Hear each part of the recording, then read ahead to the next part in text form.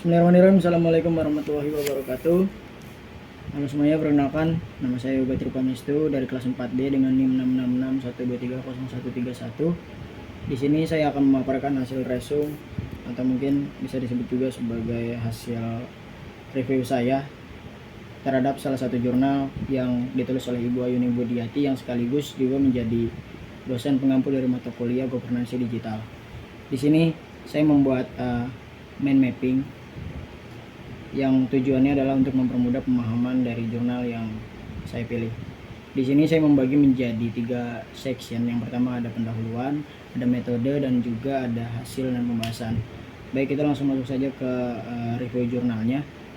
Jurnal ini berjudul Implementasi Kebijakan RT/RW atau Rencana Tata Ruang Wilayah dalam mewujudkan RTH atau Ruang Terbuka Hijau di Kota Tangerang Selatan. Jurnal ini ditulis oleh 3 autor, yaitu ada Muhammad Hafiz, ada Yuning Budiati, dan juga ada Rina Yulianti. Kita masuk ke section yang pertama, yaitu ada pendahuluan. Berangkat dari kewajiban bagi Kota Tangerang Selatan sebagai suatu wilayah administratif yang harus membangun ruang terbuka hijau dengan target luas wilayah RTH sebesar 30% dari luas wilayah Kota Tangerang Selatan.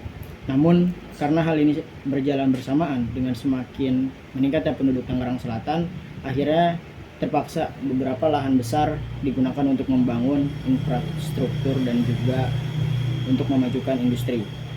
Kemudian juga ditemukan beberapa masalah yang berkaitan dengan RTH seperti kurangnya ketegasan dan peran pemerintah serta pelaksanaan kewajiban dari unsur swasta, lahan yang terbatas di wilayah Kota Tangerang, lalu alokasi pendanaan yang terbatas, lalu ruang terbuka hijau yang masih belum menjadi program prioritas dalam kebijakan pembangunan kota. Lalu kita masuk ke section yang kedua, yaitu metode penelitian.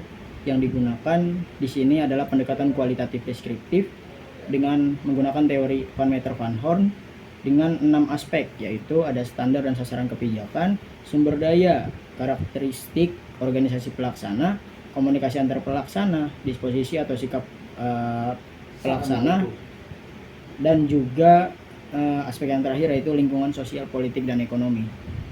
Lalu kita masuk ke section yang terakhir, yaitu adalah hasil dan pembahasan, yang tentunya hasil dan pembahasan ini isinya atau base-nya adalah dari 6 aspek Van Meter Van Horn.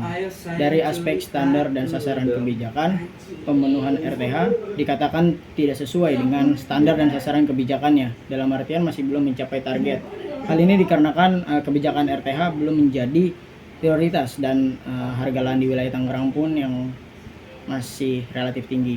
Lalu dari aspek sumber daya dapat dikatakan sumber dayanya sudah cukup, namun masih terdapat beberapa kendala seperti minimnya pengawasan dan juga penindaklanjutan bagi pelanggaran yang merusak kawasan RTH. Lalu dari aspek karakteristik organisasi pelaksana terlihat bahwa adanya kurang ketegasan pada regulasi yang mengatur dalam pemberian sanksi bagi pelanggar yang merusak bangunan-bangunan di kawasan RTH. Berikutnya aspek komunikasi antar organisasi.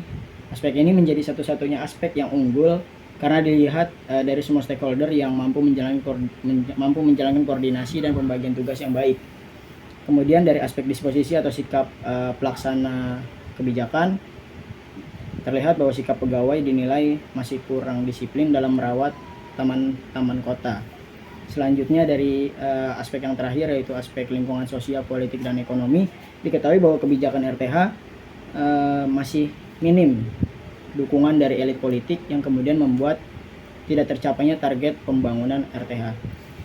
Ya, dari pembahasan ini dapat disimpulkan bahwa dari ke-6 aspek Van Meter Van Horn, hanya salah satu aspek saja yang dapat terpenuhi, yaitu adalah aspek komunikasi antar organisasi. Ya, mungkin sekian penjelasan review jurnal dari saya. Kurang lebihnya mohon maaf. Wassalamualaikum warahmatullahi wabarakatuh. Terima kasih.